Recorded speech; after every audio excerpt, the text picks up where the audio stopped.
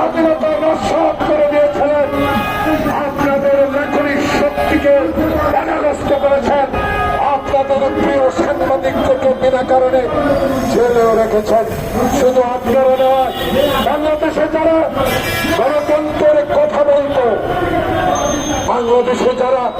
মানুষের অধিকারের কথা বলতো, বাংলাদেশে যখন মানুষের ভোটাধিকারের কথা বলতো, বাংলাদেশ যখন দ্রব্যমূল্য উত্থানের গতির কথা বলতো, যখন বাংলাদেশে নিয়মিত না অনিয়মিত বিদ্যুতের দাম বাড়িয়ে দিলে প্রতিবাদ করতে পারত না,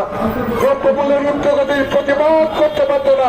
সেই শেখ হাসিনার 16 বছরের ইতিহাস আজকে নতুন করে বলার কোনো প্রয়োজন নাই। শুধু আজকে মনে করিয়ে দিতে চাই, ফেব্রুয়ারি যখন নির্বাচন ঘোষণা করলেন হবে রোড ম্যাপ ট্রেন চালুর ব্যবস্থা